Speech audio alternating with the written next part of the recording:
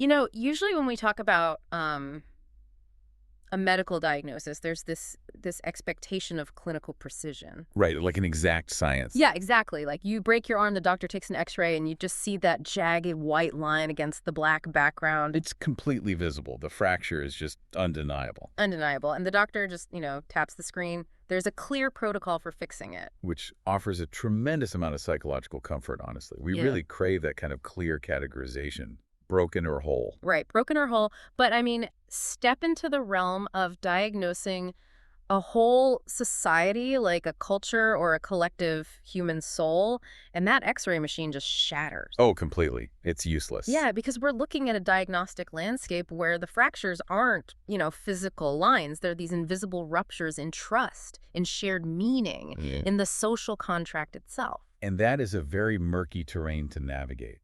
It really is, and that's the exact terrain we're navigating today. For you, the listener, the learner, who really seeks to understand the foundational cracks in the world around us, without just drowning in the daily news cycle. Because the daily news cycle just gives you the symptoms, not the disease. Exactly. So today we are exploring a really profound, uncompromising source text. It's a Dutch book titled Van Massagraf tot massive verkrachting, which translates to From Mass Grave to Mass Rape. That is a very intense title. It is, and the subtitle kind of lays out the whole scope on the loss of dignity, alienation, religion, and the search for truth in a disrupted society. So our mission today for this deep dive is to track what happens when a society's shared values just, completely collapse. And crucially, how an individual can forge an inner foundation when that external world feels so hollow. Right, but we should do a quick tone check here because, this material touches on some incredibly intense human suffering. Yes.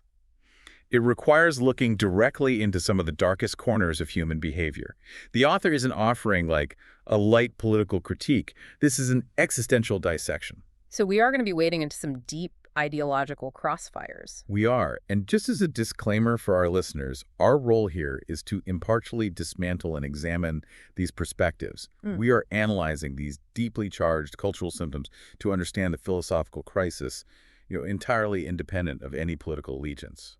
Yeah, we are absolutely not taking sides here. We're just reporting on the text. So, okay, let's unpack this. Let's do it. The author starts with the most extreme manifestation of this societal crisis, right in the title: mass graves and mass sexual violence. Right. The absolute terminus of societal collapse. Yeah. And the central argument is that these aren't just, physical acts of warfare. They are engineered symbols. Exactly. The author frames extreme violence as an act of ontological destruction. It's the deliberate obliteration of being. Wow. Obliteration of being. Yes. Consider the mechanics of a mass grave. It is not just about the cessation of biological life.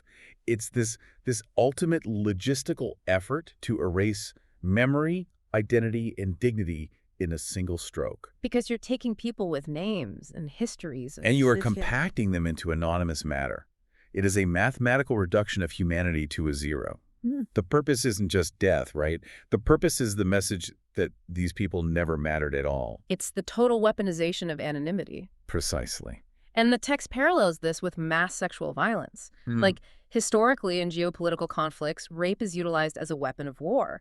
And the author argues its purpose goes far beyond just the trauma inflicted on a single body. Because the physical body is the ultimate non-negotiable boundary of the self. Right. So when that boundary is violated on a mass systemic scale, it destroys the foundational concepts of trust and sanctuary for a whole community. It's designed to humiliate them, to shatter their psychological infrastructure. Exactly.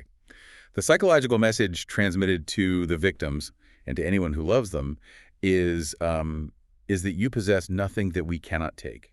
You have no safe harbor. Which forcibly divorces a person from their own autonomy. It's the absolute stripping of dignity. It tells a community they are utterly powerless. Okay, so we have this extreme, visceral, physical violence at one end of the spectrum. But the author draws a continuum here, right? There's a secondary layer. Yes, what they term cultural and spiritual violence. And it operates on the exact same philosophical frequency, just with different mechanics. How does that look in everyday life? Well, the author suggests violence exists on this long gradient. If the far end is the physical erasure in a mass grave, the subtle end is the spiritual erasure that occurs within, seemingly functioning societies. Like when a group feels their core values aren't respected anymore. Exactly. Imagine a community whose entire way of life, and maybe it's rooted in specific religious traditions or even historical industries, is systematically mocked or dismantled by the wider culture. Because they feel like they don't belong. Right. Over time, this creeping, profound alienation sets in. It's a form of spiritual violence, where individuals are subtly informed that they have no legitimate place in the modern world. They become ghosts in their own society. That's a great way to put it. It's the slow suffocation of belonging. You're alive, but society tells you your worldview is like an obstacle to progress. And this ties directly into how the text examines the role of women in society, historically and symbolically. Yeah, I found this part really interesting. The author notes that across various cultures, women have often been elevated as symbols of civilization itself, embodiments of life and care and the future. Right. Which on the surface sounds like reverence. It sounds like a compliment. It does. But the text is ruthless in deconstructing the hidden danger of that reverence. Societies are always trying to balance three volatile forces: freedom, safety, and tradition. The author argues that how a society treats women is the most accurate barometer of how it manages that balance. But when a society elevates women to mere symbols of its honor, it creates a crushing double reality for the women themselves. Because they become a proxy for the culture's ego. Precisely. The woman ceases to be an autonomous individual with her own flaws and desires. She becomes this heavily guarded monument. Right. She becomes the battlefield where ideologies wage war. A society will point to its women as proof of its superiority, or opposing cultures will target them to prove the other's failure. The actual humanity of the woman is overwritten. I picture it like looking at a masterpiece painting, but over time, everyone becomes completely obsessed with the frame. That's a perfect analogy. We stop seeing the canvas, the individual human, and all anyone cares about is the political frame holding her. And the text expands this to how we handle victimhood in general today. Yeah, the commodification of suffering. Right. The author suggests suffering has become a political currency. Because every society generates stories of profound suffering. But the defining question is, which of those stories are broadcast and which are buried? And the text argues that in our current political ecosystem, a victim's narrative is only valuable if it perfectly aligns with the dominant ideology. Exactly. If your suffering can be used as a club to beat a political opponent, society hands you a megaphone. But if your suffering contradicts the preferred narrative or implicates the wrong group, your story gets suppressed. Oppressed, ignored, or even aggressively discredited. The author insists that true justice has to be blind to narrative. It requires acknowledging human suffering without running it through a political purity test first. And the book actually provides a chilling real-world case study of this in the appendices, right? It does. The UK grooming gangs scandal, it operates as the tragic crystallization of this entire theory. Just for context for our listener, this involved organized networks systematically exploiting vulnerable children across several UK towns over, many years. Yes. And the staggering part wasn't just the crime itself, it was the total paralysis of the local authorities, the social services, the police.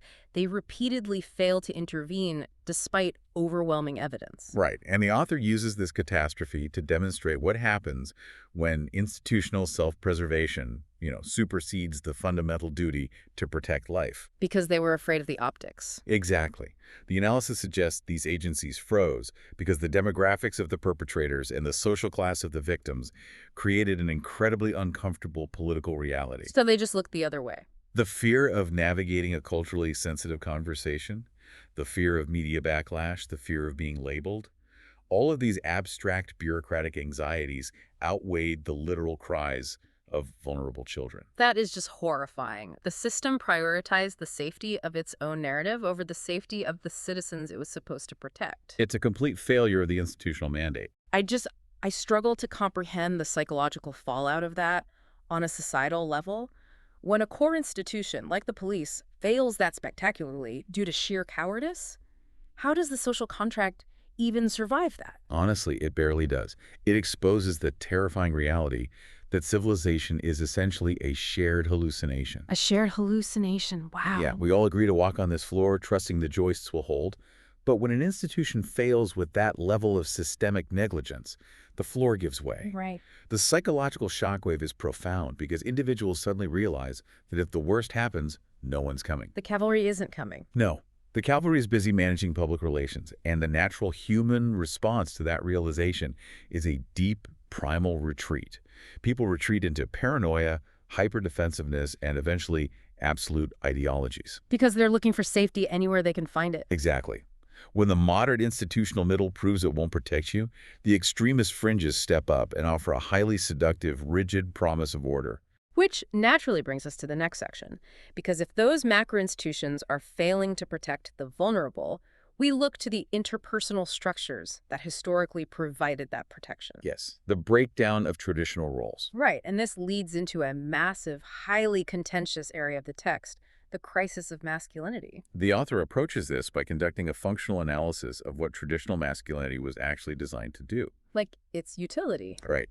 Across vast historical timelines, the masculine ideal was inextricably bound to physical protection, the assumption of heavy responsibilities, and bearing societal burdens. It was a load-bearing pillar in the community. Exactly. But now, the seismic shifts of modernity have largely dismantled the necessity of those traditional roles. And the text is nuanced here, right? It admits this dismantling wasn't a universal tragedy. Tearing down some of those rigid expectations allowed men to express emotional vulnerability. The author is unequivocal about that. A healthy modern society does not require men who are valued exclusively for violence or stoic silence. Right. But the crisis stems from the vacuum left behind. Yes. We executed a highly successful deconstruction of the toxic elements of historical masculinity, unprovoked aggression, emotional suppression. But we utterly failed to construct a clear, noble vision of what a mature man should be today. We tore down the old house, but never poured the foundation for the new one. That's exactly it. And when you demolish a load-bearing pillar, the roof doesn't magically float. It crashes down. And people wandering in the rubble will just grab onto whatever jagged, extremist scaffolding they can find to prop it back up. That is a highly accurate visualization of the current landscape. The danger the author identifies is that the valid criticism of destructive male behavior morphed into this generalized atmospheric self-contempt. Right, an entire demographic is constantly told what they must not be, but they're starved of an aspirational archetype. Which leads to deep, cynical alienation. Let me push back on a specific philosophical distinction the text makes here, though. Because it unpacks how we conflate destructive traits with valuable ones. Yes, the signal from the noise. Right, like we treat aggression as if it's the exact same thing as courage. The text demands we separate them. Emotional withdrawal is a flaw, but stoic endurance in a crisis is a virtue. Dominance over others is tyranny, but self-mastery is leadership. But what about power? Because here's where it gets really interesting. The text seems to defend power, but in our current culture, power is almost universally treated as a corrupting pathogen. It is. Right? Like if someone seeks power, the immediate assumption is they have dark, narcissistic motives. So how does the author reconcile power with moral goodness? Well, the author redefines power simply as capacity. Power itself is morally inert. Okay, give me an example. Think of a massive rushing river. The river possesses immense power. It can overflow its banks and drown a town, or it can be channeled through a turbine to generate light and heat for millions. So the river isn't evil, it's just capacity. Exactly. The text argues that mature masculinity is not the absence of power. It's the unshakable willingness to bear the consequences of how you wield your capacity. Wow. A society that tells its men their strength is a threat, that they must shrink their capacity to be deemed safe, is severing them from their humanity. True virtue isn't being harmless. True virtue is possessing immense capacity and having the moral discipline to use it for restoration.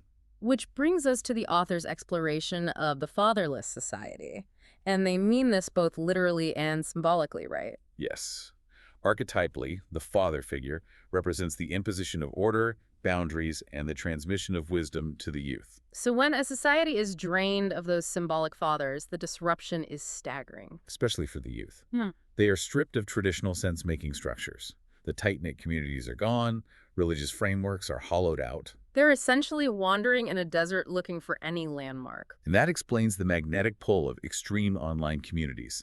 They aren't flocking there out of pure malice. They have a deep, unmet evolutionary craving for order and initiation. They want someone to give them boundaries. They are begging for a voice of authority to say, here are the boundaries, here is the path to success, And if you carry this burden, you earn your place in the tribe. And if the mainstream culture refuses to provide that, the radical fringes gladly step in. With a warped, destructive version of it, yes. And mainstream culture's only alternative is just consumerism. Yeah. The hollow pursuit of material progress. Right. The messaging is just accumulate wealth, secure status, curate a flawless public image, and that inner gnawing will stop. But it doesn't. No. The author points out the tragic irony that we live in the most materially affluent era in history, yet we are plagued by spiritual emptiness. Material accumulation cannot solve an inner crisis of meaning. When success detaches from values, it just becomes a desperate performance. You're not living. You're just gathering evidence to prove to society that you exist. Man, that's heavy. Okay, so if the macro institutions are failing and the interpersonal structures are collapsing, the burden falls entirely on the individual. Which forces us into the third phase of the diagnosis, the psychological prison. Right. We're looking inward at the individual who feels completely out of sync with this broken collective. This is the most intimate layer of the book. It details the grinding friction between an individual wired to seek truth and a collective that demands frictionless conformity. And the author focuses specifically on highly sensitive or hyper-aware individuals, right? Yes, people who inherently see the contradictions and systemic injustices that everyone else just ignores to get through the day. It's framed almost as a curse of perception. It is. Yeah. Because they process the world at a much higher intensity, they see the massive chasm between what society claims to be and what it actually is. This cognitive dissonance creates profound alienation. For them, society feels physically and psychologically unbearable. I picture it like, the canary in the coal mine. Oh, that's a perfect analogy. Yeah, back in the day, miners would carry a canary into the shaft. The birds have super sensitive respiratory systems, so they detect the toxic carbon monoxide long before a human could. So if the canary stopped singing and dropped off its perch, you knew the air was poisoned. When these highly sensitive individuals start breaking down, having panic attacks, or withdrawing, maybe they aren't fundamentally broken. Exactly. Maybe they're just choking on the toxic gases of a sick society before the rest of us smell the smoke. And that analogy perfectly sets up the author's severe critique of modern psychiatry. Because psychiatry operates in this delicate paradox. Its goal is to alleviate suffering, but it also functions as an apparatus of societal power. Defining what's normal and what's deviant. Right. But who writes the diagnostic manual? If a society is fundamentally corrupt and spiritually vacant, is it actually a measure of mental health to be perfectly well adjusted to it? That is such a crucial question. The author warns of a profound danger in a medical system that chemically corrects deviations without ever interrogating the societal suffering that caused them. Like if someone reacts to an empty world with despair and the doctor just says, it's a chemical imbalance, take this pill so you can go back to your cubicle. It's a secondary trauma.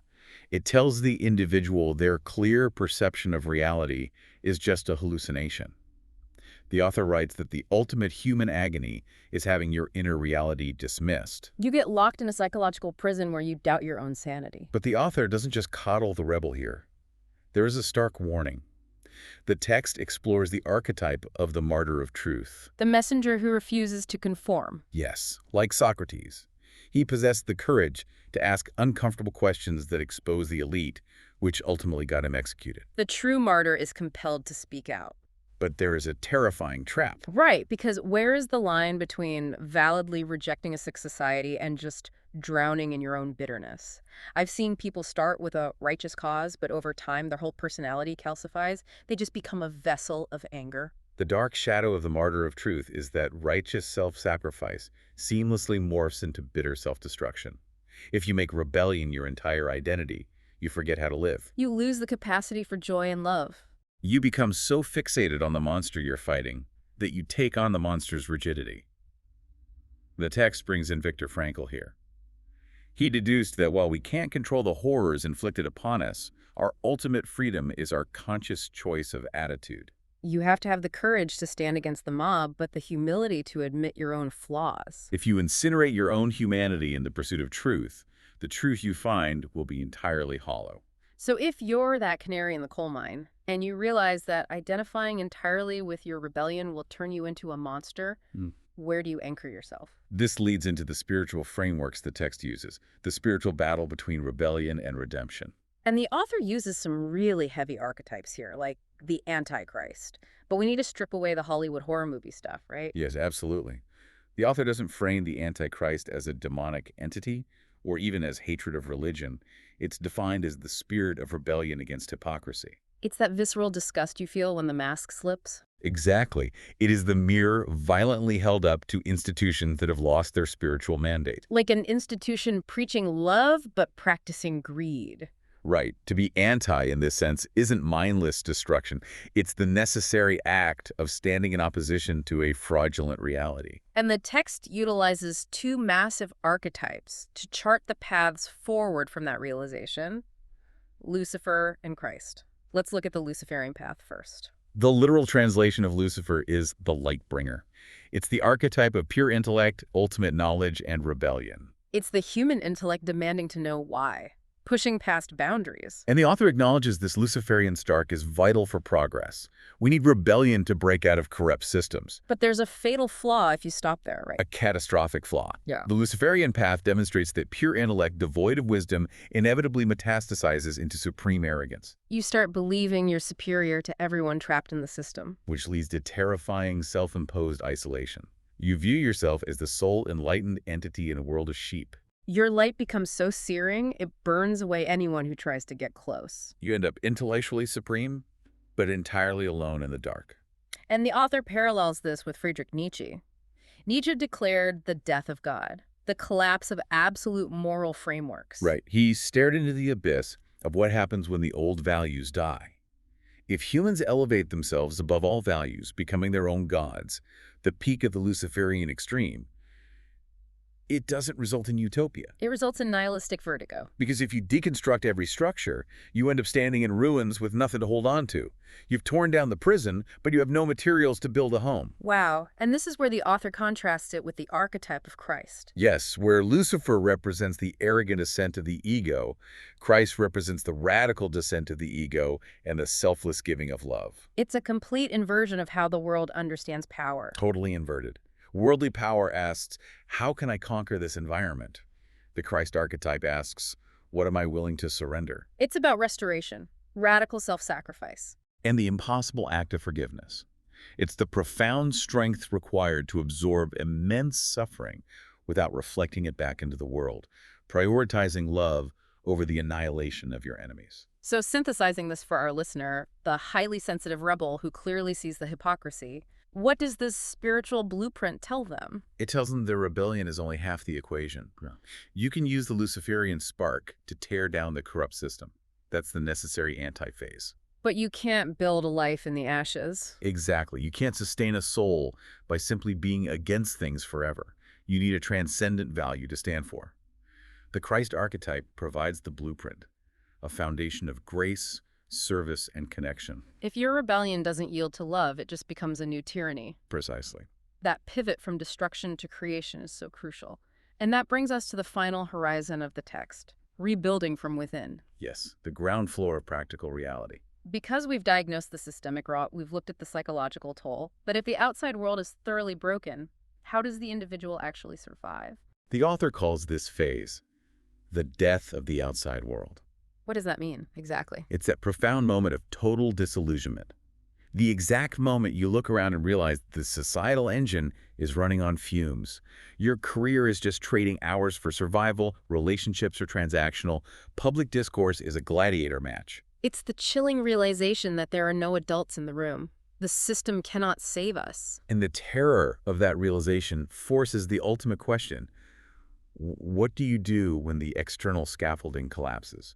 The author argues you have to aggressively sever your dependency on external validation. Yes, wealth, power, social media metrics, the approval of the elite, all of it must be recognized as fragile and worthless. You must shift your weight entirely onto internal validation. Which is moral integrity. Moral integrity is the final, unassailable possession of a human being. When the economy crashes, when institutions fail, the only thing that remains is the architecture of your character. Did you act in alignment with your values when no one was watching? Or, even harder, did you hold your ground when everyone was watching and screaming at you to compromise? And the text brings up Plato's allegory of the cave here. We spend our lives chained in the dark, watching the shadows of status and money on the wall, thinking they're reality. Shifting to internal validation is the painful process of breaking those chains, turning away from the wall and realizing the shadows are illusions. True reality is internal character. And this ties back to redefining sacrifice. The author is careful to clarify that sacrificing for truth isn't about rushing to die for a cause. No, it's not detonating your career to prove cynical point. True sacrifice is the daily discipline of living for the truth, injecting life, love, and honesty into an environment that has forgotten what those look like. I have to play devil's advocate here, though, because it's easy for a philosopher behind a desk to write, choose responsibility over bitterness. But practically speaking, what about the victims we discussed earlier? Right, the victims of extreme violence or systemic failure. Yeah. When a human being is repeatedly crushed by a broken system, how do they keep their heart open? How do they avoid that Luciferian trap of bitter isolation when the world gives them 1,000 justifiable reasons to hate it? The author's approach is incredibly grounded here because it does not dismiss the bitterness. The text acknowledges that bitterness is a completely rational, mathematically correct reaction to profound injustice. Okay, so it's validated. But the philosophical pivot is this. While your bitterness is justified, indulging in it means you are allowing the pain to conquer you. Wow. If you let bitterness harden your heart, you give the corrupt system the ultimate victory over your soul. They didn't just break your life, they broke your capacity to love. You allow yourself to be molded in the image of the thing you hate. Exactly. The author insists true dignity is an inner fortress. If your dignity depends on the external world treating you fairly, you remain a puppet. Highly vulnerable to manipulation. The ultimate freedom, which echoes Viktor Frankl in the concentration camps, is realizing you no longer need to prove your worth or sanity to a broken society. You choose responsibility because it's the singular way to retain your agency. Choosing who you will become in direct defiance of the pain. Yes. It reminds me of the deeply personal testimony the author includes in the appendix. They wrote this intense text out of a primal need to be recognized as a human being, not a statistic. They didn't write it as a match to burn down the structure. They wrote it as a manual for staying human inside a burning building. And the quiet conclusion of the book is that societal rebirth won't happen through a massive political revolution. No, it happens microscopically. It happens quietly in the dark when one individual after another consciously refuses to let the hatred of the world dictate the shape of their heart. Darkness isn't just the absence of light. It's the exact condition that makes light necessary. Beautifully said. That is an immense amount of philosophical weight to process. To our listener, we promised you an exploration of the deep structure, and we went straight down to the bedrock today. We really did. From the ontological horror of mass violence to the creeping alienation of the everyday individual. We analyzed the fracturing of our institutions, the crisis of masculinity, the tug-of-war between Luciferian rebellion and Christ-like love. And ultimately, the necessity of constructing an inner fortress of moral integrity. The ultimate lesson is that a society's soul isn't salvaged by better technology or stricter laws. It's saved by individuals finding the courage to cultivate integrity and truth, regardless of the external world. The societal X-ray machine might be broken, but the mirror we hold up to our own internal character still functions perfectly. We just have to be willing to look into it. Which leaves me with a final provocative thought for you to sit with today. We spend a staggering amount of our finite time and energy meticulously curating our external identities. Polishing our resumes, optimizing our social media, broadcasting our political stances. Just to ensure society knows we belong. Right. But imagine if tomorrow, every major institution permanently failed. The global internet went completely dark, and every ounce of your social status vanished into thin air. Who is the person left standing in the absolute quiet? Cultivate that person. Thank you for joining us on this deep dive into Van Massacraft to Massacracting. Keep seeking knowledge, keep questioning the frame, and most importantly, stay curious.